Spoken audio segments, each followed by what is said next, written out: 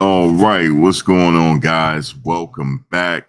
Welcome back to another one. Hope all is well. Let me make sure my audio is correct. Yes, it is.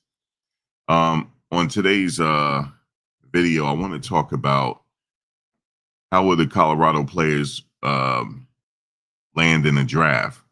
I should have said where will the Colorado Buffalo players that are eligible for the draft, where would they land? We're going to talk about Mel Kiper and where he think Shedeur Sanders will go. Will it be to the New York Giants or the Las Vegas Raiders? Let me just change this real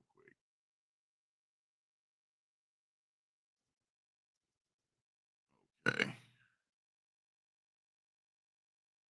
I have my thoughts on the draft as well and where I think these players will end up. Now, we do have at least three players.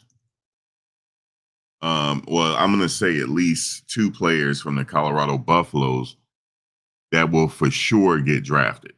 Okay. We know that Shedeur Sanders and Travis Hunter, that's a sure in. We know that they're going to get drafted. And not only are they going to get drafted, they're going to get drafted pretty high.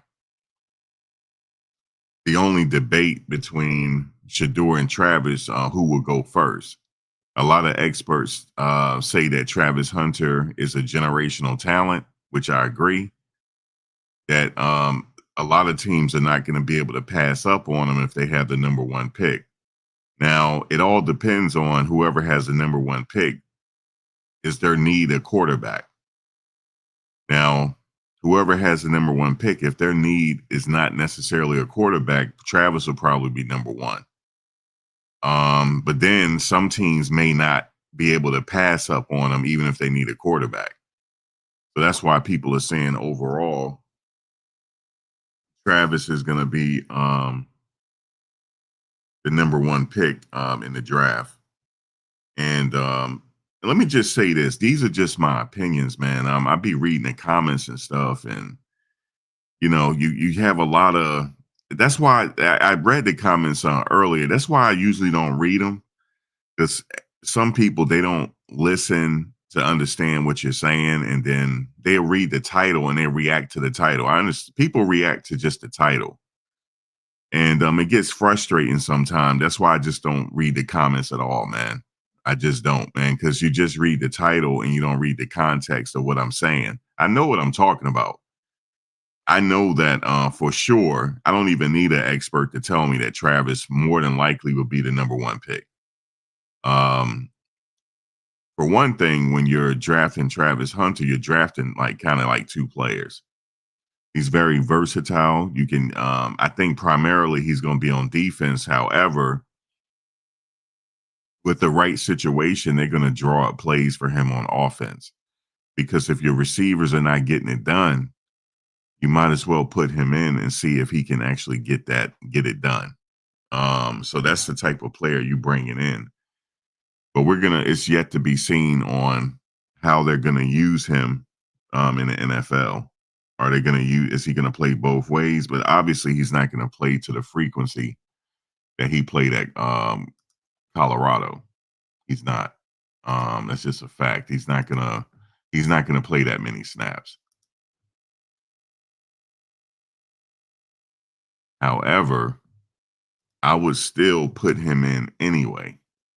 He might not have to play all them snaps, but I would at least give him a shot at offense and defense, especially if we need a spark on defense. If we need a spark on defense, I'm definitely giving Travis a shot on defense. Um, but we're gonna get into what Mel Kiper had to say about Shedeur as well. He had a lot of things to say. So we have a list here of Colorado Buffaloes that are eligible for the draft. Let's see. Let me go back up. So we have Shedeur Sanders. We have Jimmy Horn, Will Shepard. We have LeJontay Wester. I might be leaving some people out. Um, we got Cameron Silman Craig. We got Shiloh Sanders. Levante Bentley. Got BJ Green. He said he entered the draft. Mark Bassett. Now, speaking of Mark Bassett, if he don't get if he don't get drafted, he's gonna make a team somewhere. He's standing at 6'4", 225 pounds.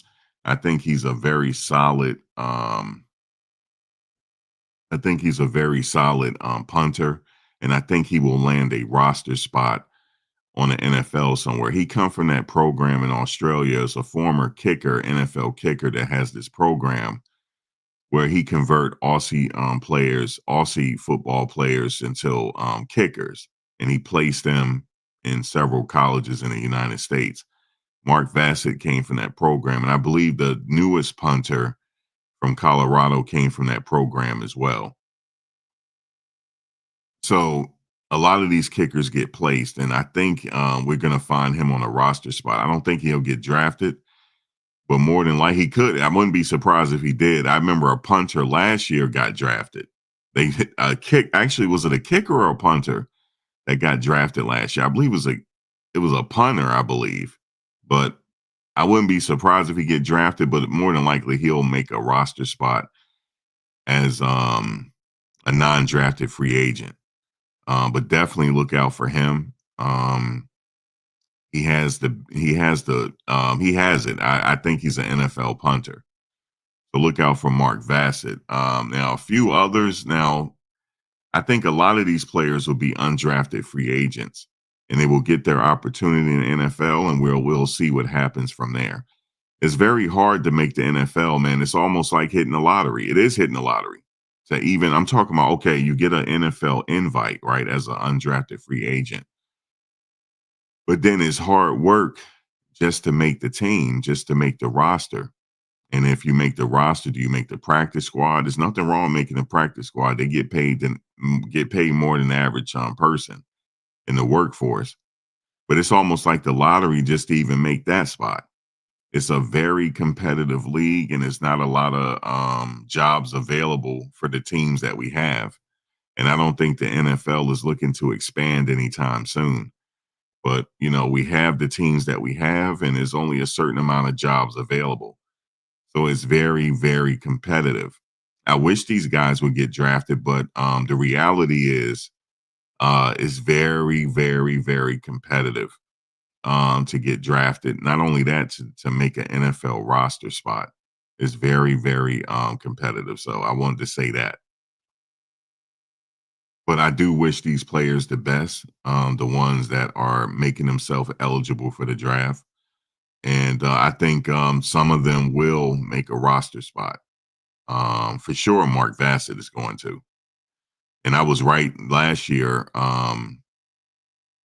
about the wide receiver making a spot, making a roster spot. I could tell by the way he was performing um, when he had went to the Arizona Cardinals. And he was also invited to the NFL Combine, but he didn't participate because of an injury. So, with that being said, out of some of the players, who do I think is draftable? Thank you, Key, for the blessing. You said watching LeJohntay Wester, the Buffs often see left a lot of food on the table when he was. Oh, yeah, they did. They did. He's obviously a dynamic target. But what's going to happen? I'm going to get to that. Thank you for the blessing, though. But what happened? Well, see, yeah, when I was looking at him in practice, I was like, yeah, man, he definitely could have got a lot more looks than he did the previous season. But the thing is, the people that's watching, they see it. So he's going to get his opportunity. He's one of them. I'm going to talk about that. But thank you for the blessing. Now, obviously, let's start with Shedeur Sanders. Well, no, let's start with the other players. We're going to come back to Shedeur Sanders because we're going to hear what Mel Kiper has to say, and we're going to come back to Travis Hunter as well. Shiloh Sanders. Do I see him getting drafted? The answer is yes. He's going to have he wasn't invited to the NFL Combine, I don't think. but he has to have a great pro day. He got to woo people in the pro day, and I think he has an opportunity to do that. We're going to see in the pro day what he does in the pro day. I want to see what his 40 time is, because he's working with the new strength and conditioning coach, and he's the strength and conditioning coach said, "Man, you just gave me goosebumps," and he sees some potential in him, so he's working with him. And that strength and conditioning coach has gotten a lot of people in the NFL, and he's working with Shiloh right now. Shiloh does have an opportunity to get drafted. It will be late. It will be a late draft. But some people are saying in the comments, this is the reason why I don't read comments anymore. So many people saying, well, he could get drafted late. Well, Tom Brady was drafted late. As a matter of fact, let me to be more specific, where did Tom Brady get drafted at? Give me a second. Tom Brady was drafted 199th overall in the 6th round of the 2000 NFL draft by the New England Patriots. Despite being a late pick, he went on to become one of the greatest players in NFL history.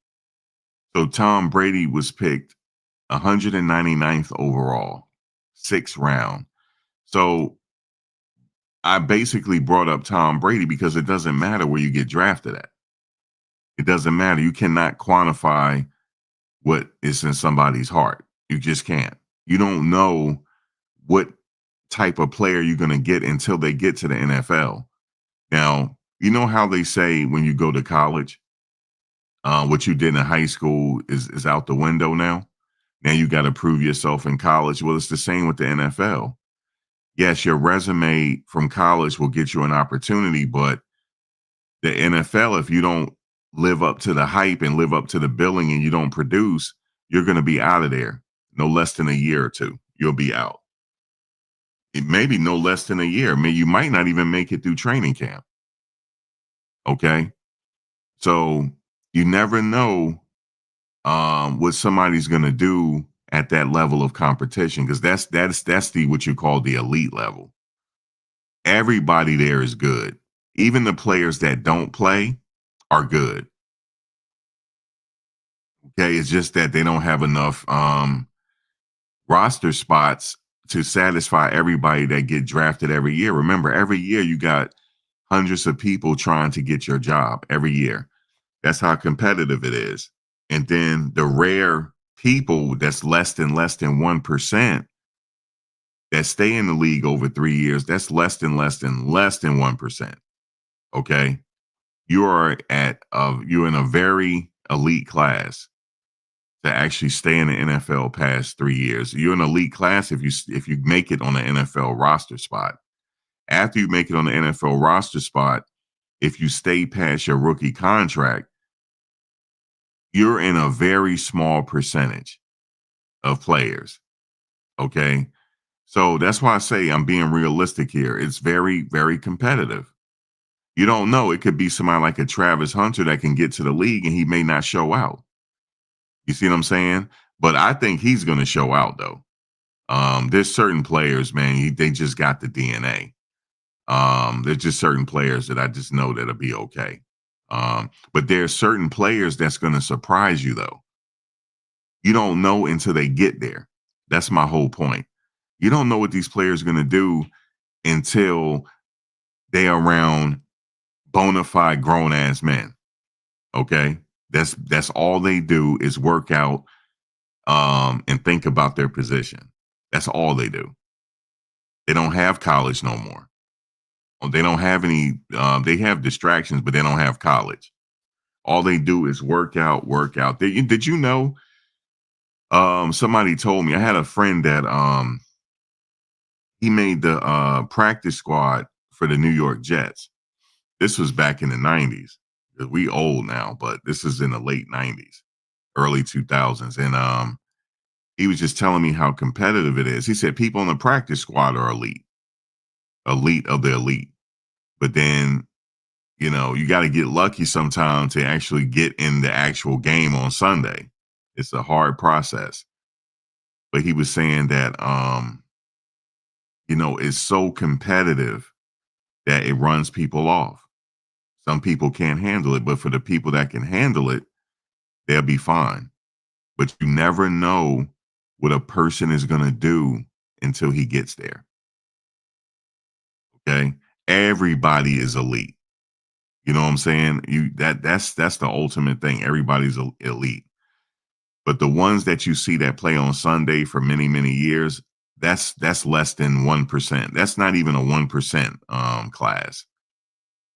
So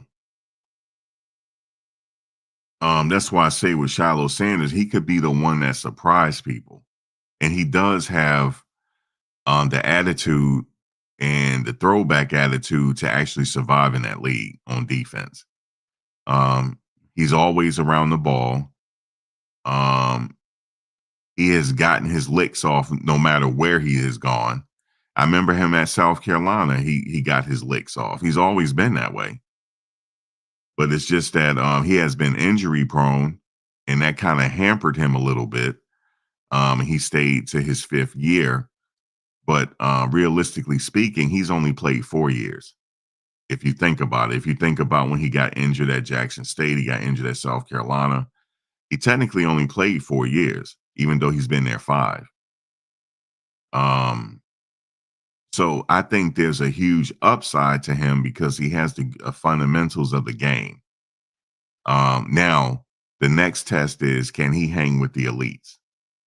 That's the next test. This question has been asked by all players that came in the league, by Troy Polamalu.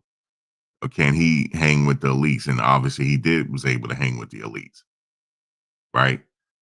Um, I had said the same thing about Troy Polamalu. I remember he's always around the ball. Whether he missed a tackle or not, he's there. He's going to be there. And I know how they say Shiloh had missed a couple tackles. Troy Polamalu has missed a tackle. I had showed a short of him missing a tackle on Michael Vick. He did miss it. Now, obviously, that's Michael Vick. It's hard to tackle him, but he missed the tackle. So anybody can miss a tackle.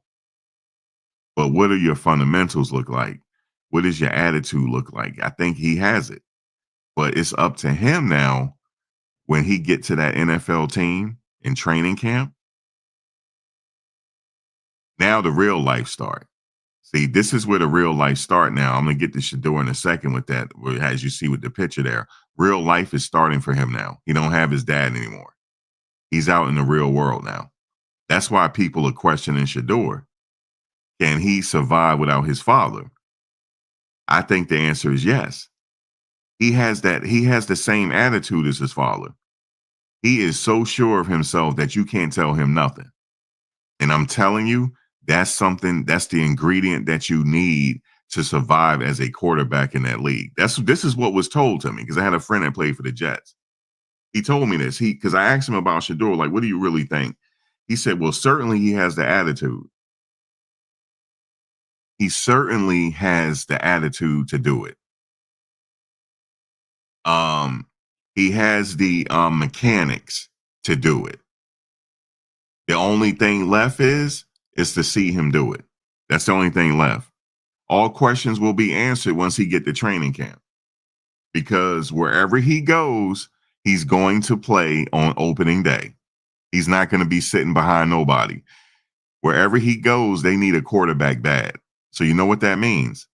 He's going to just be just like, what's his name, Daniels from Washington. He got to play on opening day. Okay, that's what he's facing. He's not going to have his dad there. He is getting ready to be he's getting ready to be the quarterback for some franchise, and he is going to be thrown into the Lions Den on opening day. Opening day. That's where the tests come in at.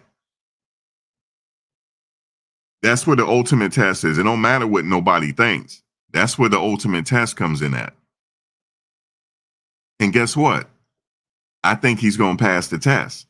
Now, I know he's going to pass the test. He has the attitude already. It's reminiscent of his dad talking to reporters before he got drafted. It's reminiscent. They almost the same person. Him and his dad is almost the same person. You would think that Shiloh is more like his dad. He probably is, but Shedeur has the same traits. when he's asked questions. Okay, he don't think. I remember he said in one of his questions, he don't think he knows. See, that's the difference. See, sports is 90% mental, 10% physical, because everybody lift weights. Okay, everybody have to lift weights and go to the gym. Is essentially you're getting paid to stay in shape. So everybody lift weights, but what do you have to set yourself apart? It's the mental game. Okay, you can watch film from Friday through Friday, right? But do you believe you can do it though? That's the question. Do you believe you can sit out there and dominate? Do you believe that you're the best quarterback in the draft? He don't think he knows that. He knows he's the best quarterback in the draft. Okay, so he at least have the attitude. He has to. You gotta think you the shit to play in the NFL. I'm sorry, this is 90% mental. This is with anything you do. I don't care what you do in life. You got to believe that you the best at it because you don't worry about what nobody else think. It's all about what you think. Okay, do you think you the best at what you're doing? Because you got to believe in yourself before anybody believe in you. So I like when he say that he the best quarterback in the draft. He has to think that because he getting ready to be thrown in the lion's den. Okay, and Lord help him. I hope they got an offensive line because they need an offensive line. Because if they got an offensive line, he getting ready to make some. He getting ready to make some magic happen. He can make magic happen without an offensive line. I'm just telling you, he can. But I just don't want to see him take that many licks. He got to get rid of that ball. In the NFL, guys, he will get rid of that ball. Trust me. He's going to get rid of it. He's not going to hold on to it. And he's not going to take unnecessary licks by these grown ass men. Somebody like a Micah Parsons. He's not doing it. Because if he go to the Giants, he's going to have to face Micah Parsons at least 2 times a year, if not the playoffs. Okay? And one of them crazy ass Bosa brothers. You don't want them hitting you. Okay, so you're going to let that ball go. That ball's going to go. So don't worry about all that, him holding on to the ball. That's not going to happen.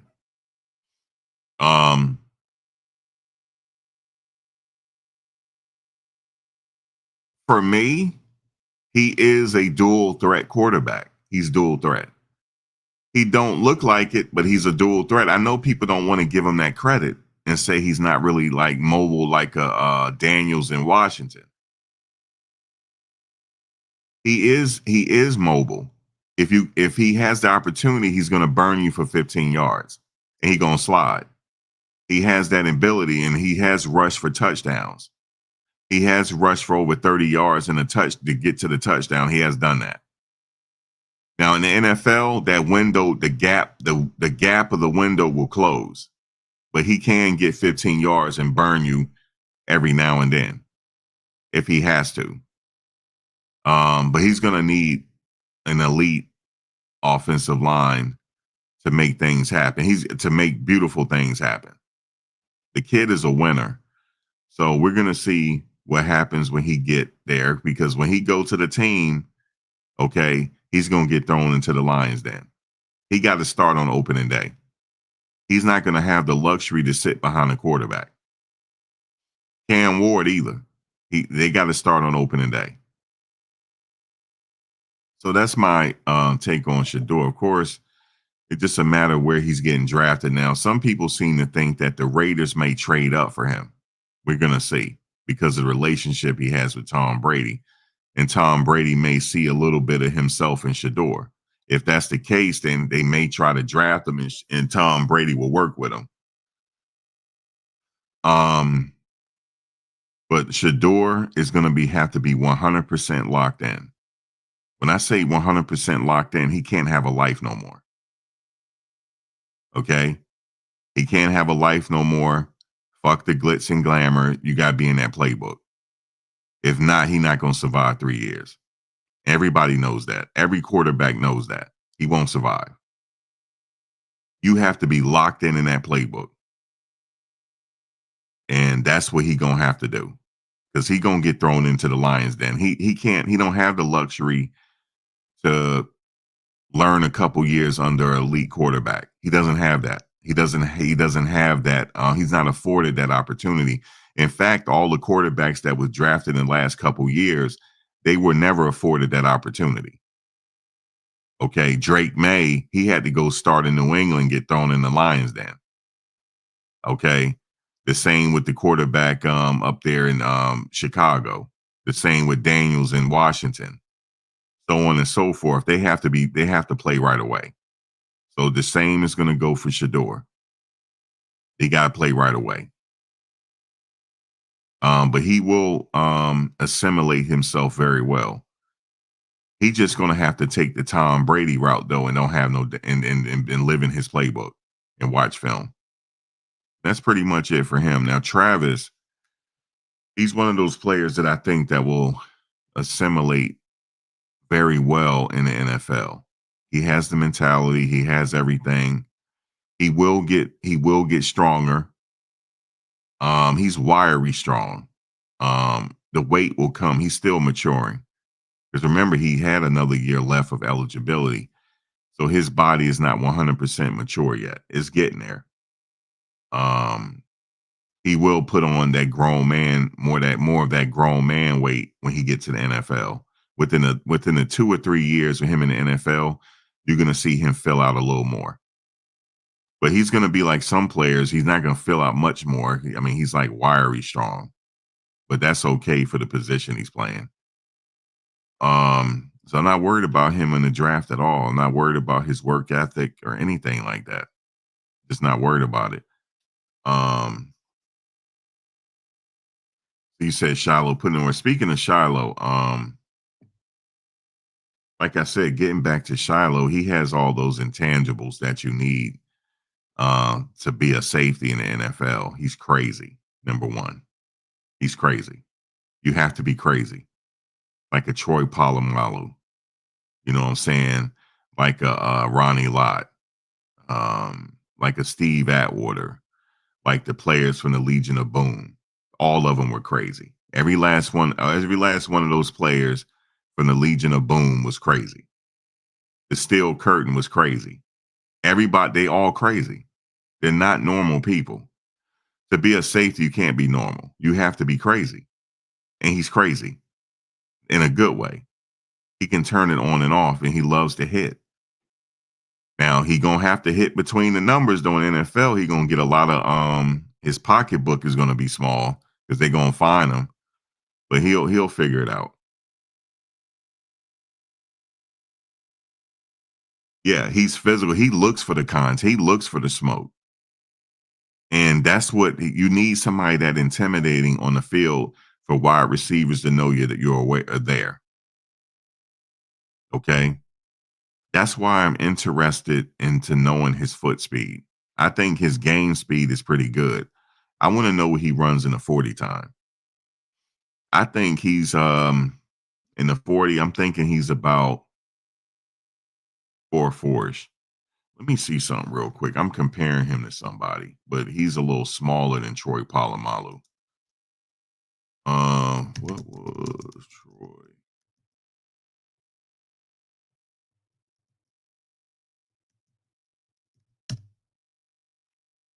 Okay. Yeah, see, the thing is, Troy Polamalu was a bigger than he was, right? Troy Polamalu was elite. Now, Troy Polamalu, physically, he was bigger than Shiloh. Troy Polamalu ran a 4.33 on his pro day. You understand what I'm saying to you? Troy Polamalu ran a 4.3. He had 4.3 speed. He was 4.33. The reason why I say that is because the elite level safeties in the league, they're between the 4.3ish and the early 4.4s. So on pro day, if he can run a 4.4, or maybe I give him a 4.5, he's ready to go. No, Troy was a 4.33. Go look. So, but Troy was bigger than he was, though. Troy is also bigger, but Troy, we just said he ran a 4.33. Did you know Lewis, Coach Lewis on that defensive line, he ran a 4.9? Did y'all know that? A 4'8", 4'8", 4'9", or something like that at 300 pounds, at close to 300 pounds. That's elite. That's elite level for a lineman. Elite. Like he'd get drafted no matter what. I don't give a damn if he got problems. He gonna get drafted. So for a safety, I'm curious to see how fast he is. Because Troy Polamalu is elite. Let me see how fast Steve Atwater ran. Hold on one second.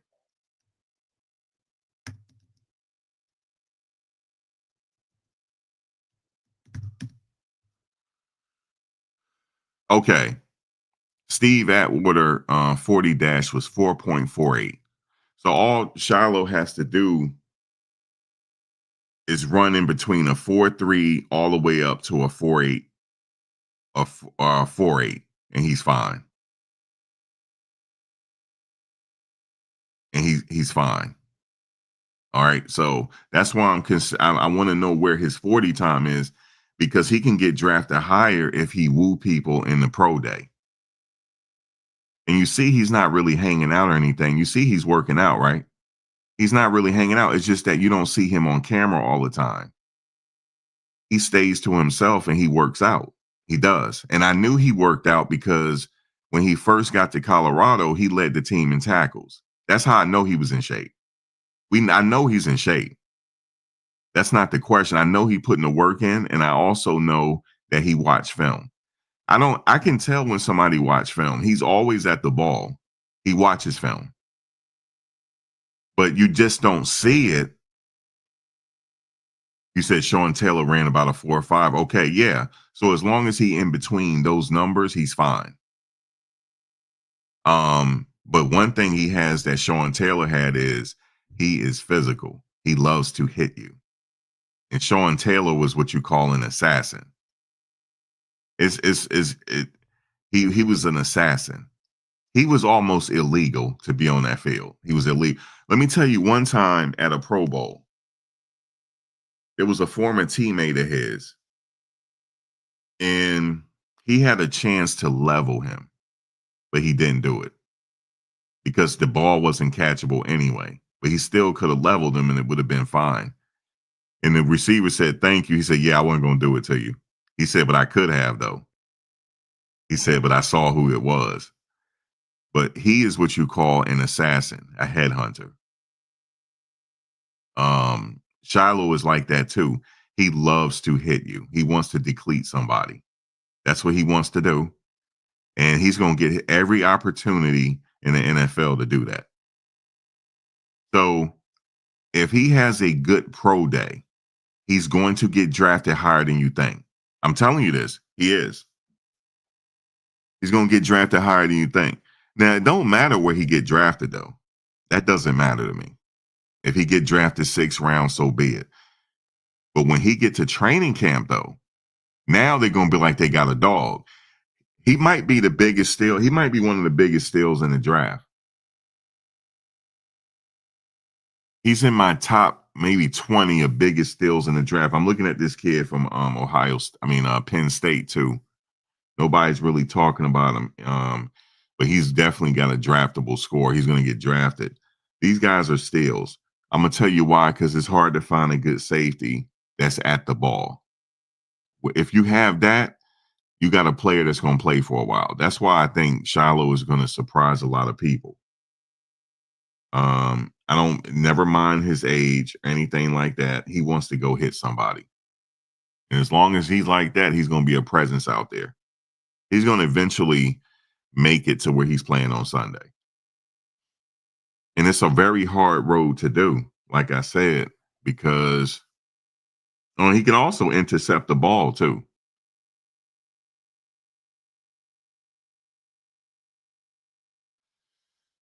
Well, one of the fastest guys at my Miami was I know Devin Hester. Devin Hester was fast as fuck. Like he was fast in his heyday in Miami. He was fast. Sean Taylor. Let me see what his Let me see.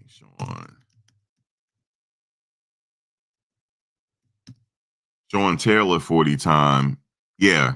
Yeah, he somebody just mentioned it. He was about a 4.5. But they said eventually he got it down to a 4.4. At some point he got it down to a 4.4, but he had his pro day was a 4.5. But I believe that season he got it down to a 4. He was a workhorse, man. But he was one of them players that can literally take you out the game. He was very intimidating, and he's like a Ray Lewis type of person. Very intimidating. If he hadn't have passed away, he would have been in the Hall of Fame. He would have been enshrined in the Hall of Fame if he hadn't have passed away. He would have been an all-time Washington legend. He would have never went to another team. He would have stayed in Washington. And the crazy thing is, there's always somebody that look like us that take us out. And we want to sit up here and keep crying racism all the time. Bullshit. I have a better chance of dying at the hands of somebody that look like me than anybody else. That's just the way it is. And it sickens me sometimes. He died because of a home invasion. A home invasion.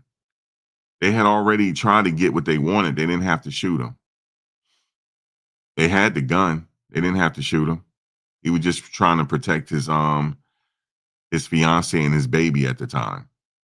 And he got shot in the leg, but he got shot in the artery and he bled out. That's how he passed.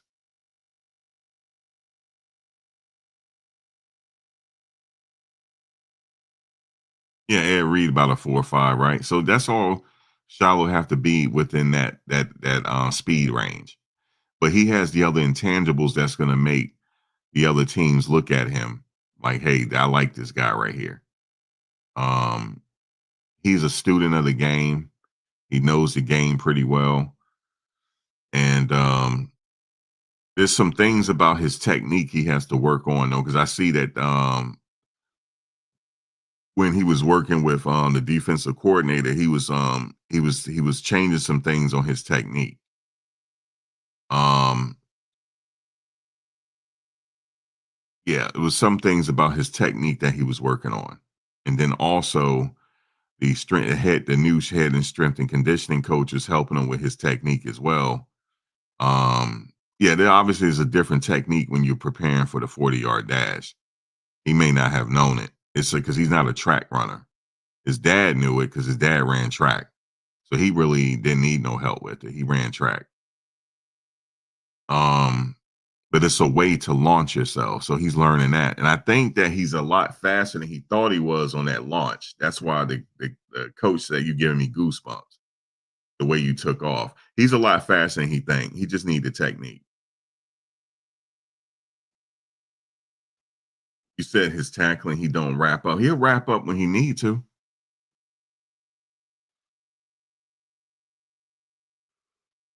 A lot of these players don't wrap up, man. You said the person who killed Sean Taylor was an immigrant. It don't matter who it was. He's still a brother, though. The one that killed him, he's still a brother. Now, ain't no separation. He's still a brother, though. I know the cases. I remember. It was actually more than one that was responsible. There was more than one. There was only one shooter, but there was more than one that was responsible for breaking in his house. So they all responsible for the murder. All of them. You said he ain't FBA. You talking about foundational Black American. So it don't make it no better though. It was still a brother that killed him. It was still a brother that killed him, man. Whether he's FBA or ADOS, it don't matter. Okay? Because we were all the same back in the day when the Klan was hunting your ass. We were all the same. It didn't matter if he was FBA or whatever the hell you were.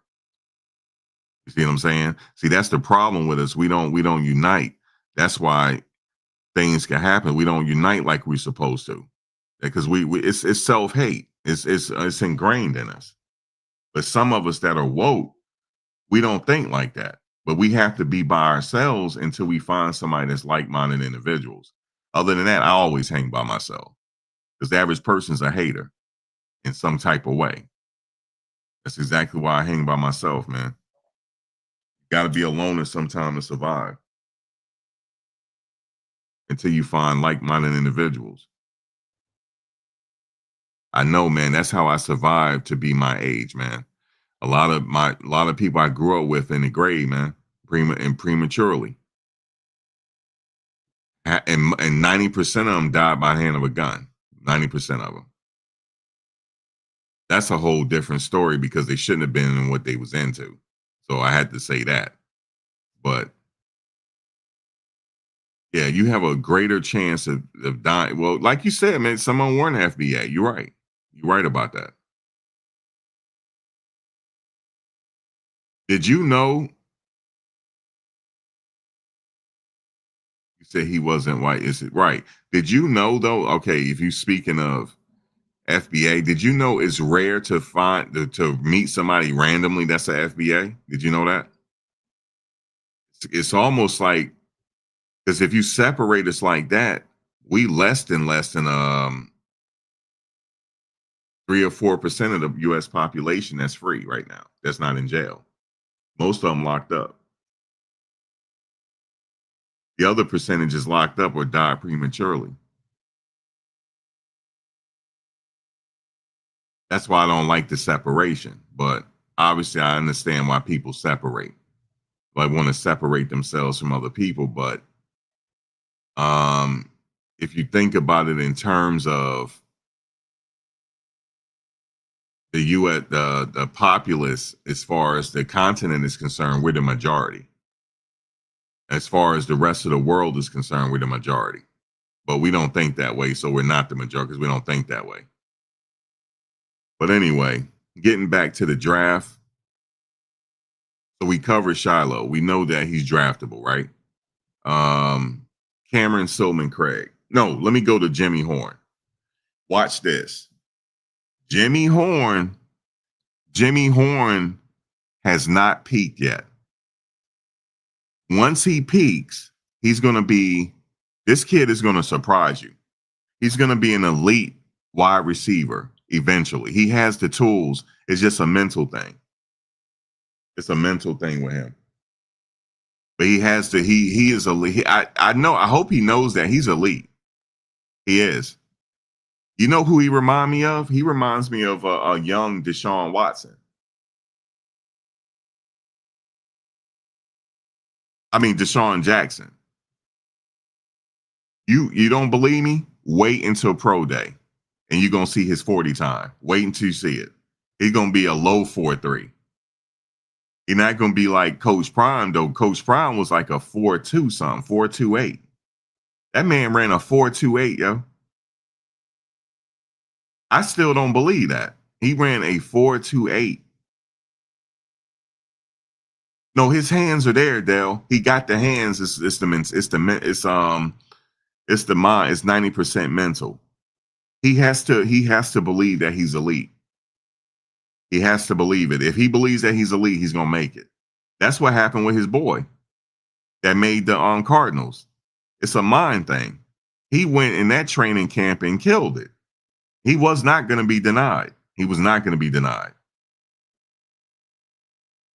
Now, I'm going to tell you something who believes he's elite and he's going to make it. That's LeJontay Wester, yo. He may not get drafted, but he's going to make a team. I'm telling you that right now. And I guarantee you he's a 4.3 as well. He's a 4.3, yo. He got 4.3 speed. He got high 4.3 speed. He's like I'm telling you, I'm sure he runs a 4.3. I'm sure he does. I'm sure he does. I know Jimmy Horn does. Jimmy might be a tad bit faster, but I like how he moves. He's very crisp with his route running. Yo, listen. Them two gonna surprise you.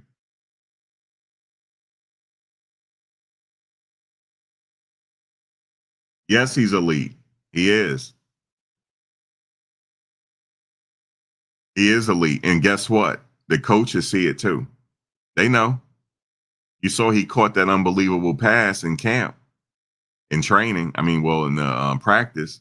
That's not by accident. He has good separation ability. He knows how to separate from the defender and catch it. Remember when Shedeur threw that Hail Mary? That wasn't a Hail Mary. That was not a Hail Mary. LeJounte knew he was going to catch it. He catches balls like that all the time. He catches passes like that all the time. I believe if they had gave him equal touches as they did Travis Hunter, they would have had the same numbers. They would have ended up with the same numbers, yo. If Wester had some more eligibility and he came back to college, he would be the college premier wide receiver next year. Because they would have to throw to him. They would have to give him them opportunities. Yeah, Shepard, I don't believe he's 4.3, but he's about 4.4 though. All of them are fast. I called them Speed University. They were only the only missing link to that season that would have got them over the edge. He left. Oh my God, yo. I don't know why they let that kid leave, yo.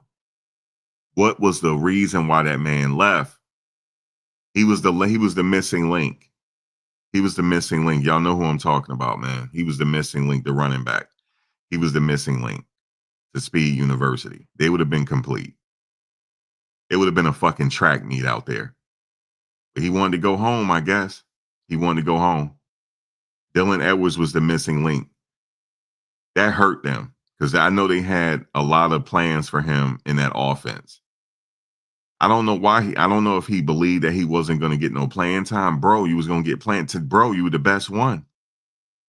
It turns out you were the best back. Oh my God, yo. When I saw it and I saw how Kansas used them, I said, oh my God.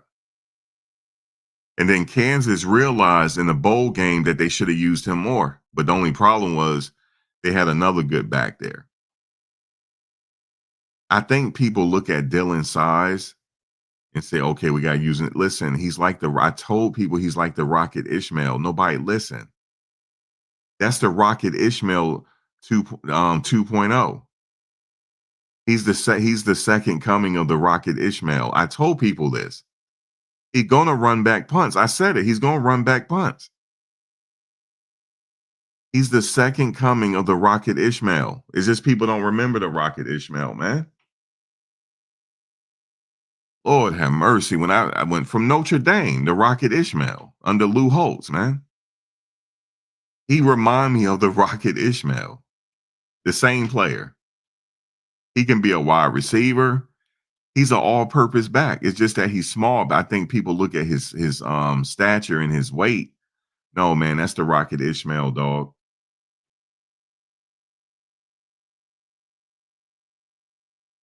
He was the missing link because they had the team complete. They had the linebackers. Okay. He would have made that offensive line look great. That's how fast he is. All you had to do, you throw him in the flat, it's all over with. And we saw it in the TCU game. We saw it. When he hit open space, it is hard to bring him down because he low to the ground. It's hard. I mean, he's smaller than the pocket Hercules. He's not as big as the pocket Hercules, right? But he's just as nimble and quick as the pocket Hercules. They used to play in Jacksonville. You always have to go with what you have on the roster. Dylan was the missing link to the Big 12 championship. He was the missing link. If they had an opportunity to bring him back, they should bring him back. If they have an opportunity to. But I think he's going to stay in Kansas because Kansas realized now that they got to use him a little more.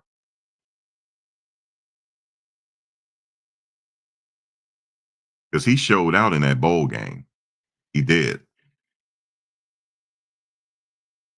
I don't know what it is about. I know he's small in stature, but it don't matter. It's his heart.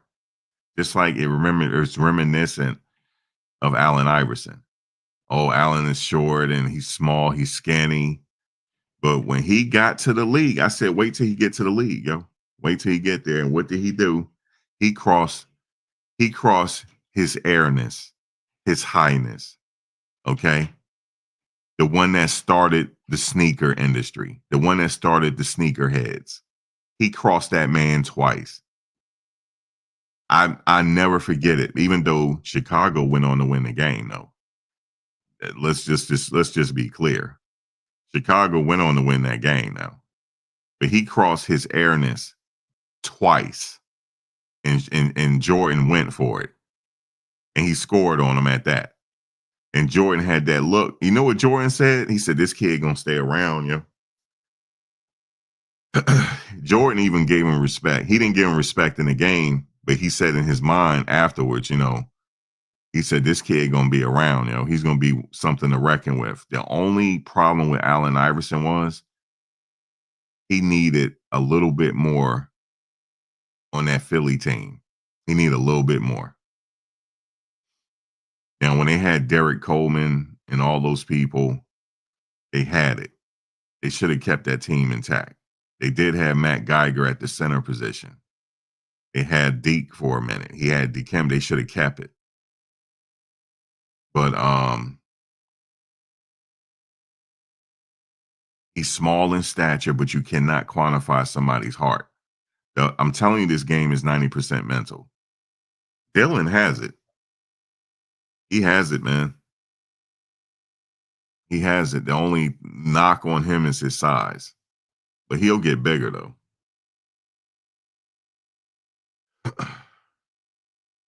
I never forget the Rocket Ishmael, man. It was in a bowl game. It came down to the last kickoff. Lou Holtz was like, I'm giving it to the Rocket. He said, I hope he got it. Rocket caught that. He caught that pad. He caught that ball and took it to the house. They won the fucking game. I never forget it. I remember Lou Holtz was like, I'm not practicing him that much. I'm letting the Rocket rest. He said, I can't practice him. He said, because I need him for the bowl game. Never forget that. He said, I told him to go to the mall, do some shopping. I remember he said that. He said, just relax, man. Just relax. I can't practice you that much because we need the Rocket to take off. He sure did, yo. He took off. Now, so that's Dylan Edwards, man. He was the missing link. He's the one that got away. Now, sometimes you can't prevent a player from leaving, right? It's not always Colorado's fault that he left. You can't. Sometimes maybe he got homesick. Maybe he wanted to go home. You know what I'm saying?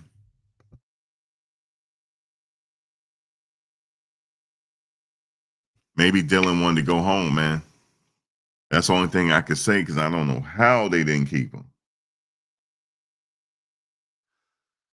You said Dallin Hayden had the same stats. Yeah, but it turns out that Dylan was the missing link, dog. He was the missing link. I'll never forget that TCU game, man. They threw him in open space and he went crazy. He went crazy. And he would have done it again. You saw it in practice. He was doing it in practice. But something happened and he just left. But anyway, it's neither here nor there now.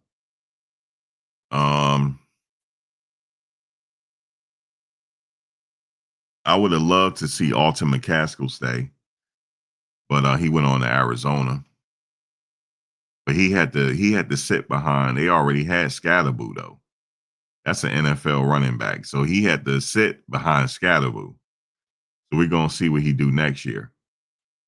The Scatterboo going to the draft.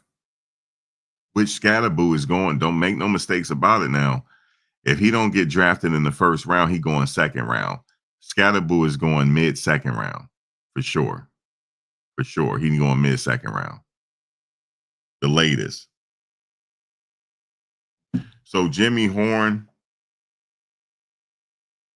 remember I said this? He can have a good combine.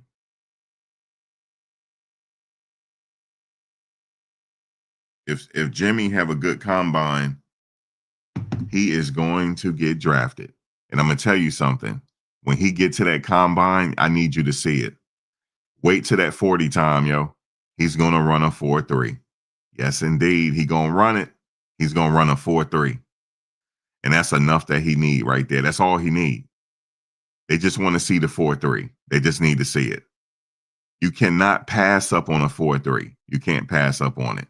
I know people are talking about his hands. It ain't his hands, yo. It ain't his hands. It's not his hands. He let himself get taken out the game. It's a mental thing. It's not his hands. You get that man in open space, he's going to kill you. And he can also run back punts. So that's another thing that he can see in the NFL. He can run back punts.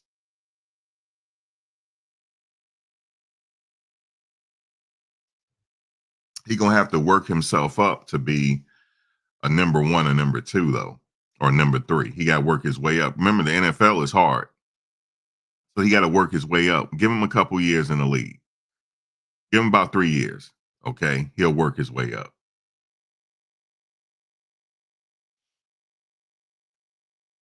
So LeJontay Wester, pro day. I need to see the 4.3. I know he has it. I know he got a 4.3. He's elite. I know he got a 4.3 now. Actually, he remind me of a young Deshaun Jackson. He does. He's the same size too.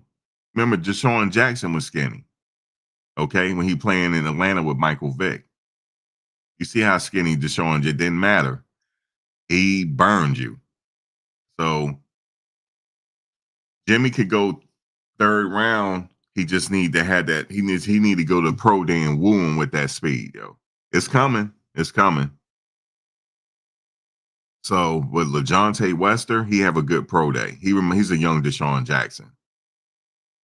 He's gonna make a roster spot and he gonna burn somebody. That's what's gonna happen. He's not gonna be denied. Who else we got?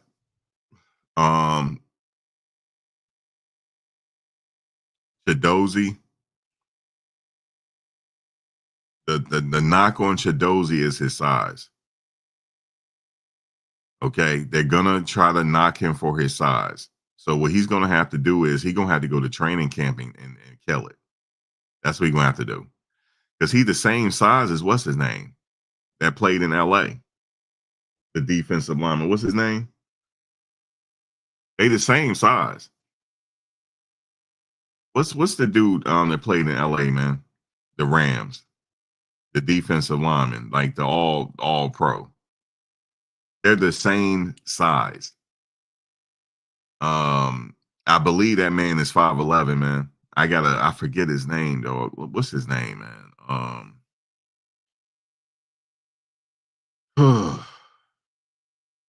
And what is his name, yo? Because they have similar attributes. They both have good what you call agility. They know how to leverage their weight.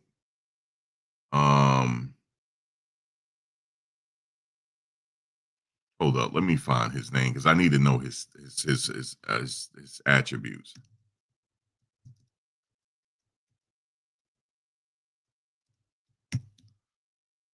His name is well,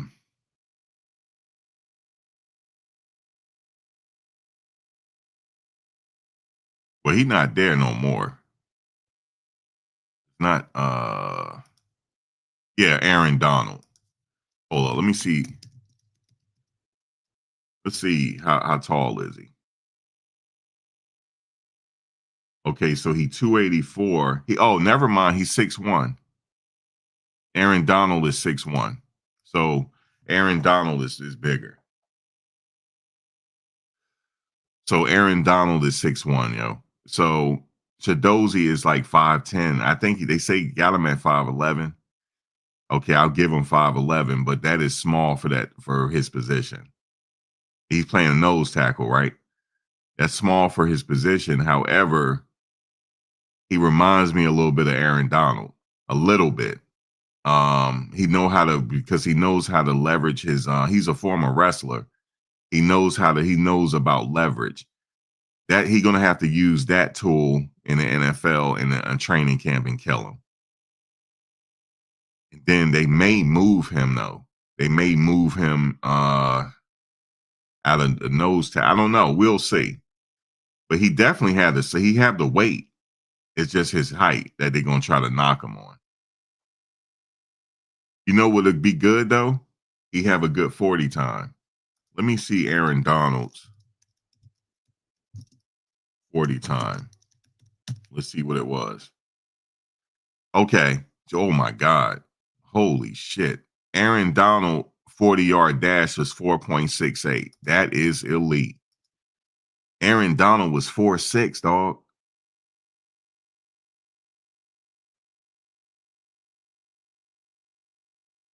If LeJounte don't get drafted, he's gonna be an undrafted free agent, and he's gonna make a roster spot for sure. He reminds me of Deshaun Jackson. Everybody knows that. That's Deshaun Jackson, yo. Because he's just like Deshaun Jackson. He's skinny like him, and he can separate and catch that ball and burn you. So you saw it in practice what he did. He burned somebody in practice. So he burned somebody. He made him look crazy. They didn't even think he was going to catch it. I knew he was going to catch it. He burned somebody. He said, "This is what I do." So he has an opportunity to get drafted too. But if he don't get drafted, yes, he's gonna play on Sunday. It don't matter. It don't matter. He'll gonna play on Sunday. Remember I said it. And he's gonna be what you call a steal. That's why I wish Bill Belichick was still coaching the NFL, because I know he see it. He would get all these players. Because he know he'll steal them. Like, I wish I was a scout in the league. I wish I was, yo, because I'm like, yo, if I was, I would be a scout for the Jets, right? You already know that. I'm like, listen, y'all gonna get LeJounte West on this team regardless, because that's a steal. Jimmy's a steal too. Shiloh's a steal. Okay. There's a lot of other players around the league too. I forget the player at Penn State. Lord, that kid's a steal. They got him drafted low though. I forget his name right now. And it's another kid from William and Mary. There's a kid out here from the College of William and Mary that you might see his name get drafted. He might get drafted. And there's another kid from a small school. He's an offensive lineman. He's definitely getting drafted. Y'all gonna be like, when y'all hear his name, you're gonna be like, who? Yeah, but he's like 6'7", 340, and he had a high vertical jump. His vertical was very high. It was basketball level high. And he's an offensive lineman. I forget his name right now. It was similar to Orlando Pace vertical. If y'all remember Orlando Pace, hold on, let me see what his 40 time was. His 40 time was crazy.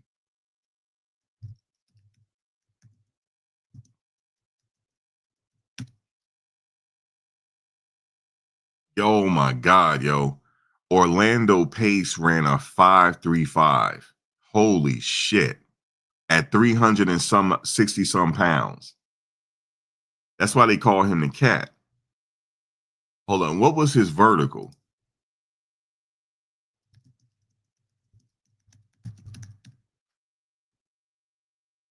Guys, he had a 27-inch vertical. Y'all hear me? That was an offensive lineman. His vertical was 27 inches.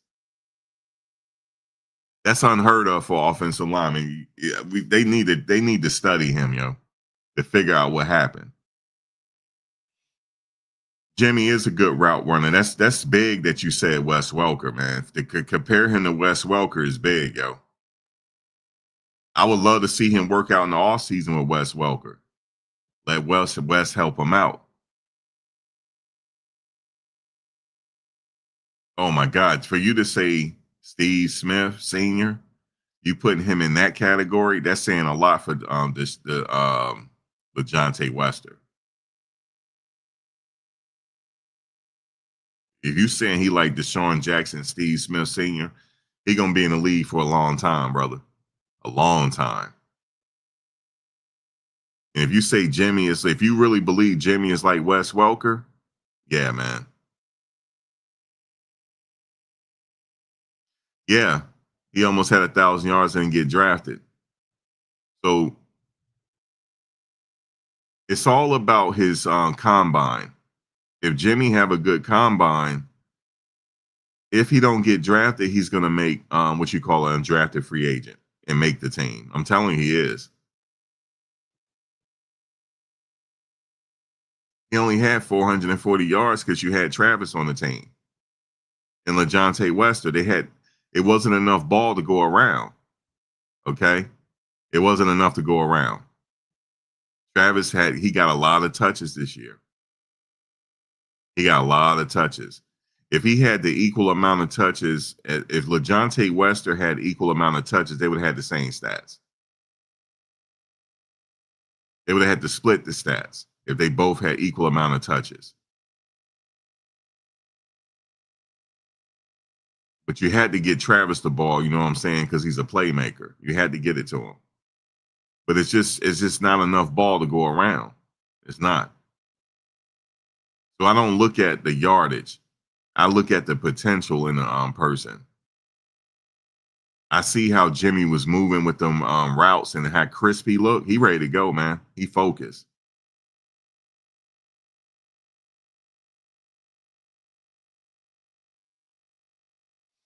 So Travis had drops too, but he had a lot of pass attempts.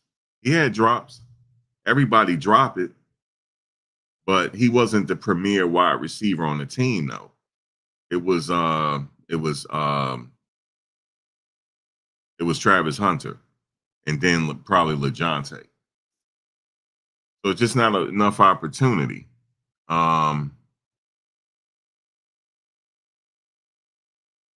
And then he got hurt.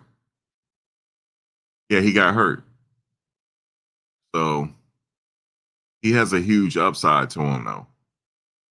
Let me tell you something. He didn't get. He got a draft. He got a combine invite for a reason. Remember that.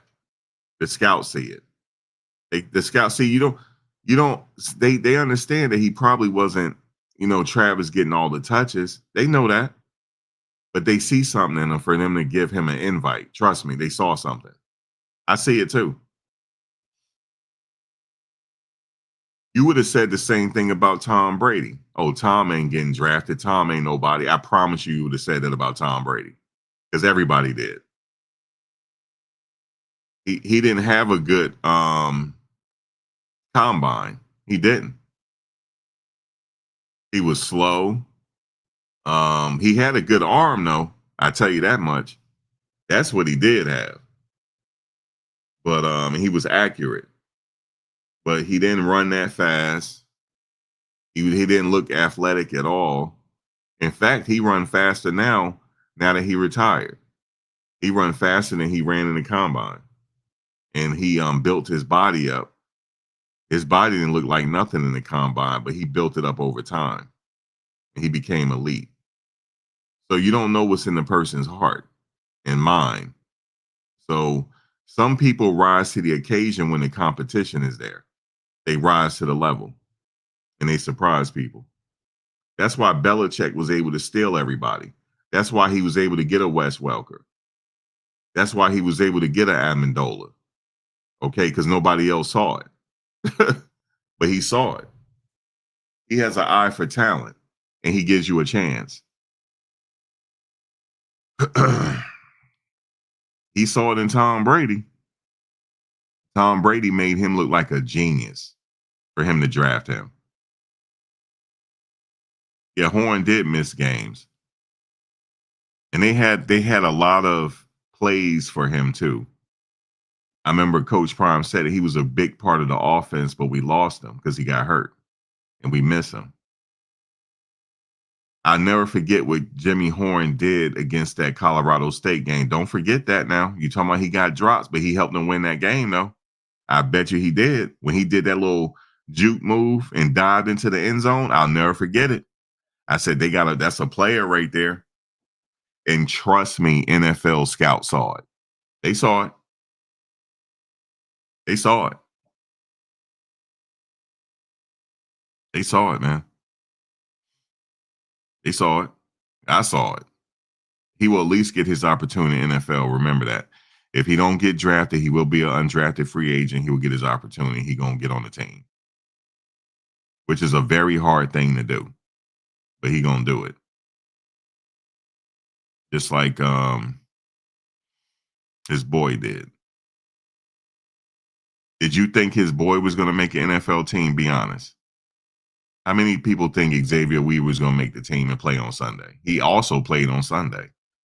You know how hard it is to make the Sunday roster? He made the plane trip. You know how hard that is?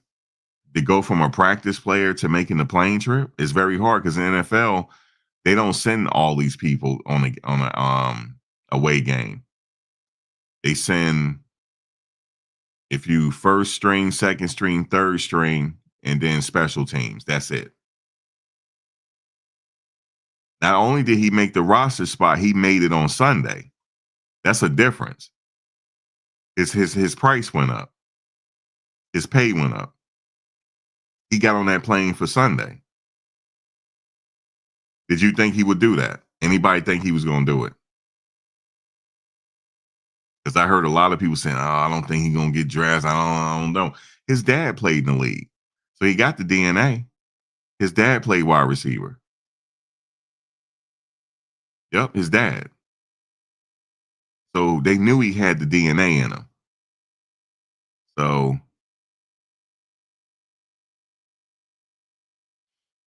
and another thing I said about Xavier Weaver was he played hurt. I said, "Oh, that kid got heart." So yes, he's gonna make the team. The same thing I'm saying about Jimmy Horn. Jimmy is gonna make the team. Who else we got? We got Shiloh. We already talked about Shiloh. We talked about Chidozie, Levante Bentley. No, I don't think he's getting drafted. He's gonna have to get an invite and see what he do there.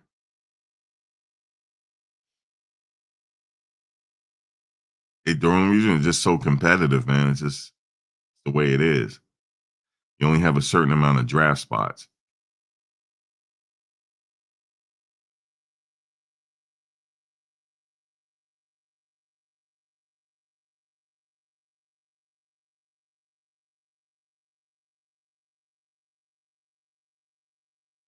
You said Colorado will have 6 players to the NFL. Let's see. All right, well, who are the 6 players? I know we got Shedeur, Travis. Okay, I think you mean Shiloh, LeJontay West, or Jimmy Horn, and who else? No, Dallin Hayden is in practice. He's back at Colorado. Who's the 6th player that's getting drafted?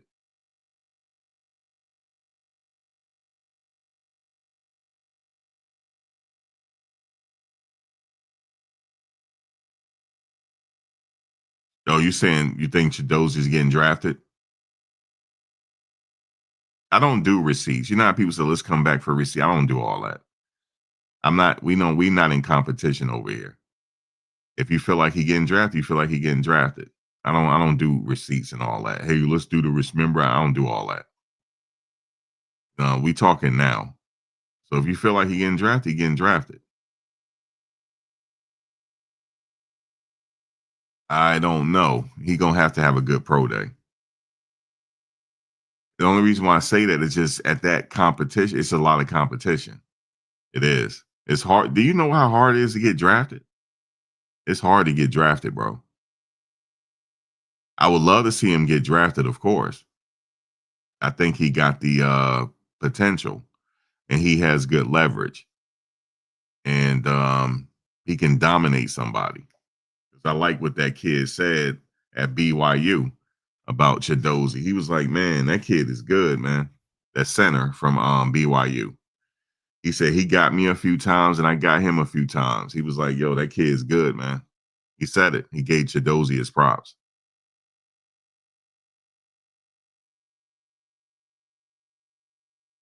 So Chidozie gave that kid hell.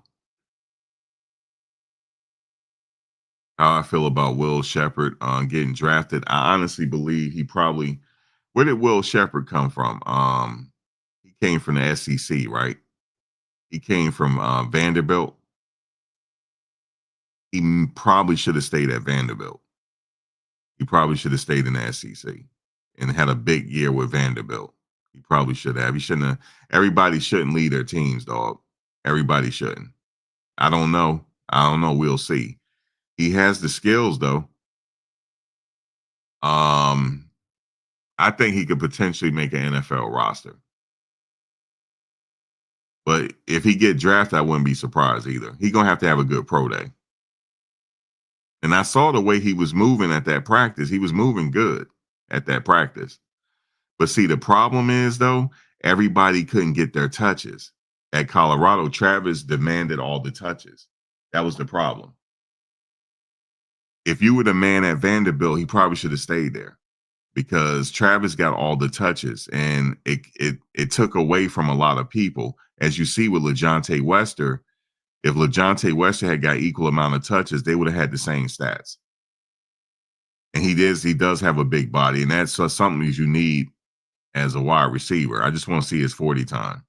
Everything else he got, he played in the SEC. So yes, he has that resume. I take what he did at Vanderbilt as well. So yes, if we count Vanderbilt, yes, he has draftable grade, yes, for sure. The problem was he got drowned out when he was in Colorado. Travis had to get all the touches. He did. He got a lot of touches. It took away, and it's like that on every team.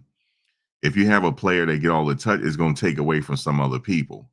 It's just not enough ball to go around. That's why I say he should have stayed at Vandy. He would have got drafted at Vanderbilt.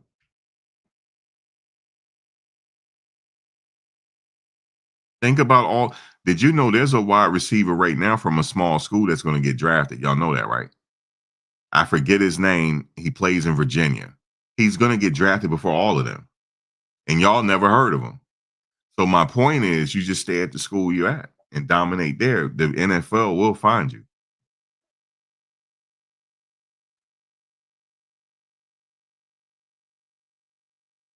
You thought Shane Hooks was going to be a star. He fell into obscurity, making the wrong moves. He did have the ability, but I mean, shit. He went to where did he go?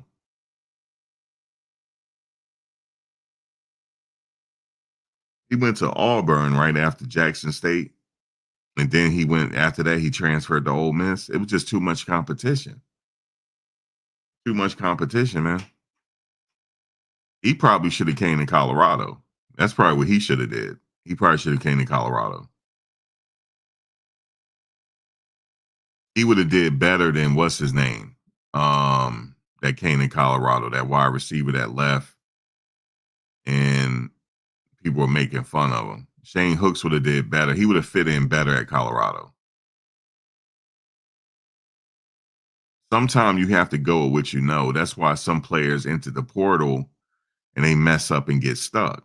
Everybody is not a Caleb Downs. Caleb Downs just won a national title. Everybody's not a Caleb Downs. Everybody's not a Caleb Downs is coming. He's generational talent. Caleb Downs is generational. Next year, he's going into the draft. That's for sure. Everybody can't get into the portal and go win a national title. But I think he should have followed Coach Prime in Colorado. He would have had a better, because I called him Mr. Red Zone. Shane Hooks was Mr. Red Zone. He had a good relationship with Shedeur in that red zone. He'd know that Shane was there. And he's a tall receiver as well and physical. But he went on to Auburn. Auburn has competition there. And then he went to Ole Miss. Like, come on, man. Ole Miss? You got to be exceptional to make that depth chart. So it's just crazy. I just don't agree with a lot of people transferring. I know that the NILs and people want to go make more money, but the people that you see drafted high in the draft, they don't transfer. If you notice, they stay with the same team. Sometimes you got to work your way up in the depth chart. Sometimes it could take 4 years, but you got to work your way up because you know the system, you know the coaches, and the coaches know what you can do. And then you got to go somewhere else and prove yourself all over again. It don't make no sense to me. I could see if they had problems with the coaches, stuff like that, if something happened but for the most part, you need to stay with the same team. Good players don't transfer. Like you didn't see Travis Hunter transferring. He followed Coach Prime, you know. So the elite players don't really transfer. Just that Caleb Downs transferred because Coach Saban left. So, but if Coach Saban had stayed there, Caleb Downs wouldn't have transferred. He would have stayed to his junior year and went to the NFL.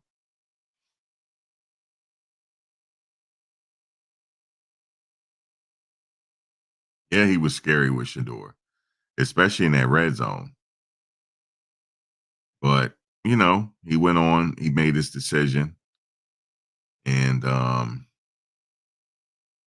everybody can't make the NFL though. It's like I said, it's almost like hitting the lottery. You know what I'm saying? So anyway, let's see what Mel Kiper is saying about Shedeur here.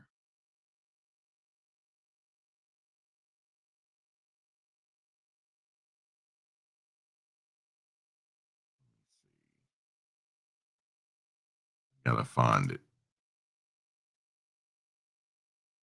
Yeah, there it is, right there. I found it.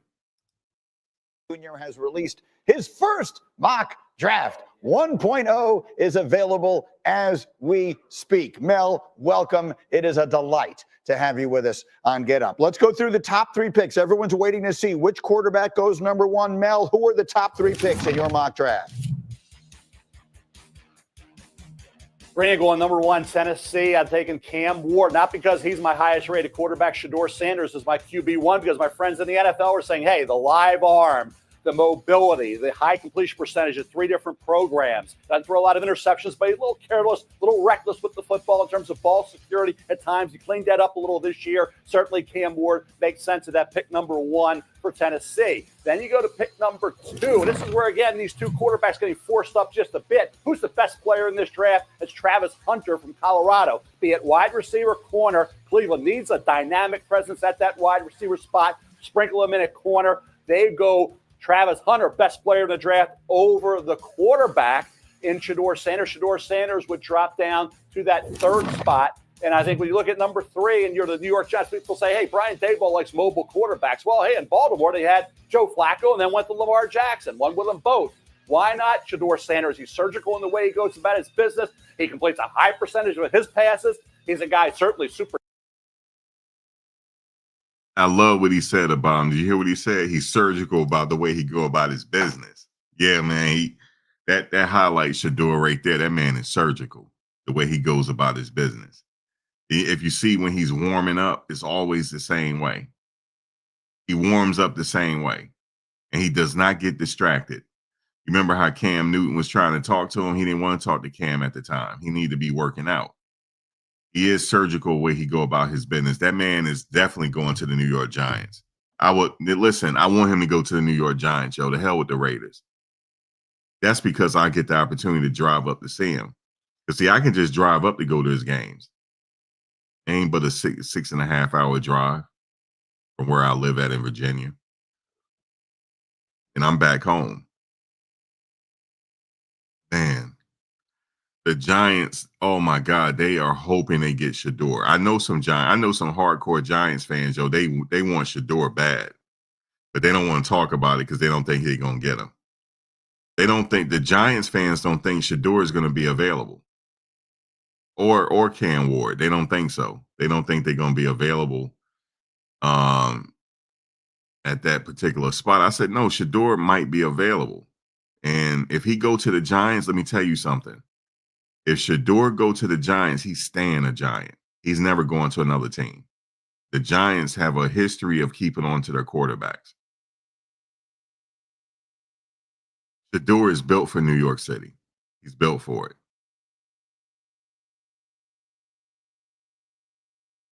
You said Shane played professionally. No, where he playing at? So I like how he did. He is surgical way he go about his business. I want to see him go to New York, man. But yeah, man. Yeah, I want to see what's up, Mother Bird. Yeah, I want to see him go to the New York Giants for sure. The Raiders, okay, I could see that, but the New York Giants, though, yeah, he gonna fare. I don't want to see him go no damn Cleveland, man. Come on, or Tennessee. Nah, yo, Tennessee already got a quarterback. They don't need a quarterback. They have one. So I want to see him go to the Giants. The Giants need a quarterback bad. And they want him. The fans want him bad. Yo, if you see him get drafted to the Giants, them fans gonna go crazy in New York.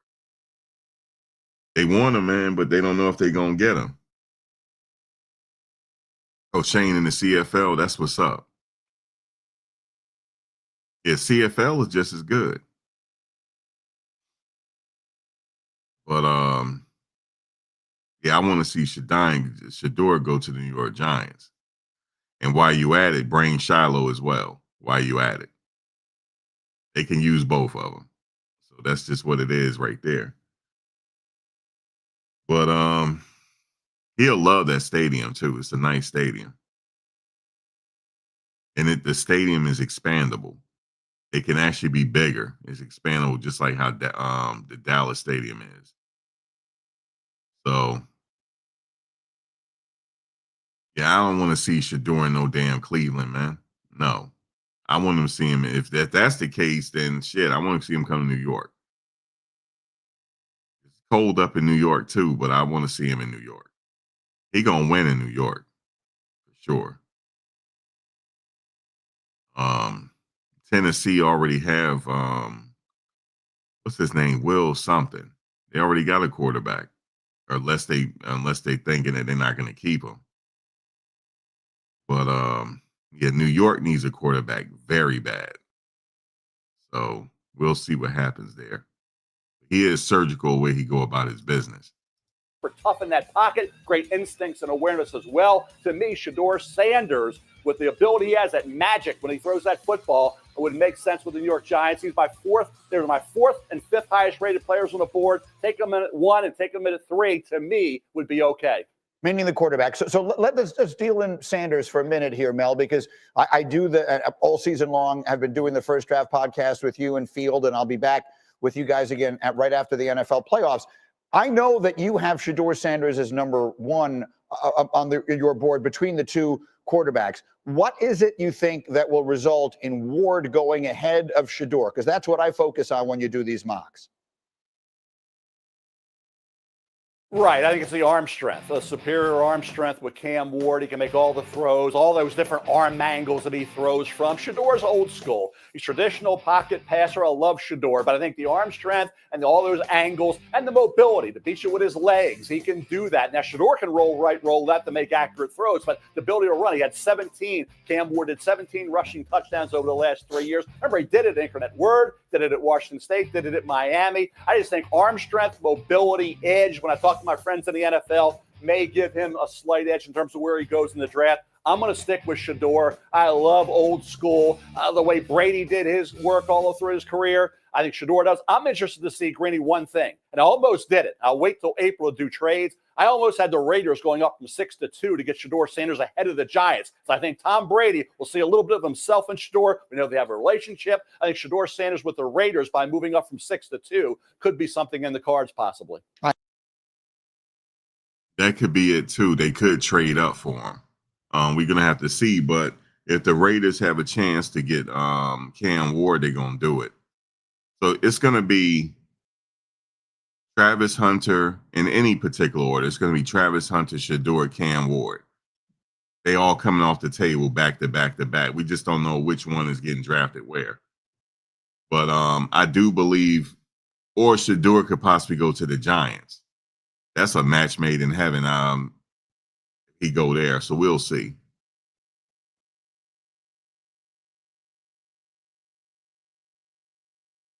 Wherever Travis go, they got a damn player, yo. Wherever they go, wherever he going, he's staying. So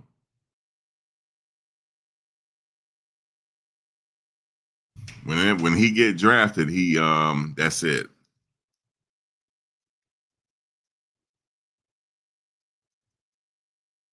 It's April 24th.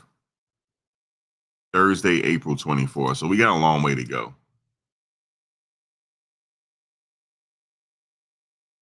Actually, not that long, less than 2 months. But no, yeah, about about 3 months. It's 26 today, so a couple days off, yeah. So now, after this East-West Shrine game, um, I noticed Shedeur didn't practice, and I think he's still playing in the game. I'm sure of it, and he don't have to play in the game. To be honest with you, he don't have to. He don't have to play in the game. In fact, I don't know why he's playing in the game. I don't know. I was surprised to see him playing in this game. He don't have to. He don't have to play in the game. That I don't want to see. No, yeah, I don't see. I don't know. I don't know why. I guess because he's a senior. That's good for seniors to play, but he don't have to play in the game. Everybody know what he can do. He was the most battle-tested quarterback in NCAA football and still threw for 4,000 yards. He do not have to play. Trust me. You don't throw that many yards under that much duress. You know what I'm saying? So, but they were saying, will he throw at the combine or pro day? No, I don't think he's I don't think he is. I think he's going to throw at pro day, and I think he is invited to the combine, isn't he? Pretty sure of it. Let me see. NFL combine.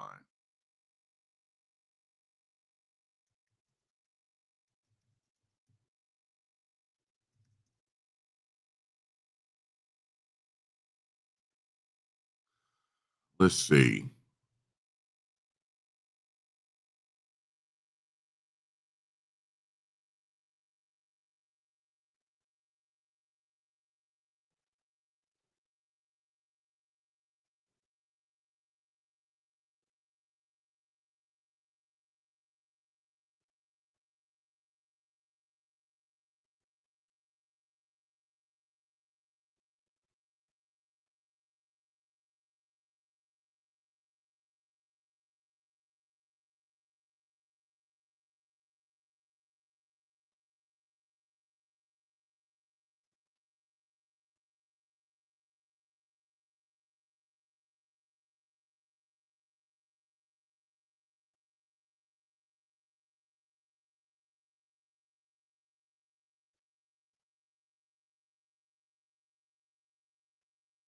I'm not sure, but I think he probably is invited to it.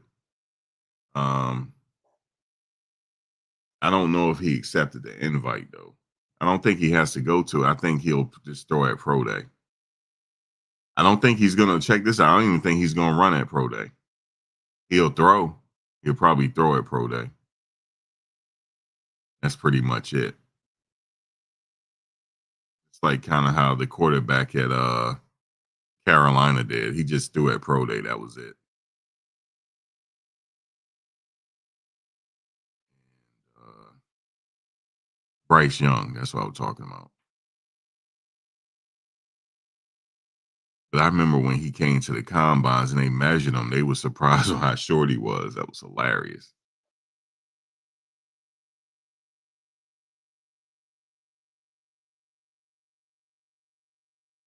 But yeah, man. So that's it, man. I'll definitely come back later on to see what's going on. But thank you guys for joining. I will definitely catch you guys on the next one. All right, y'all.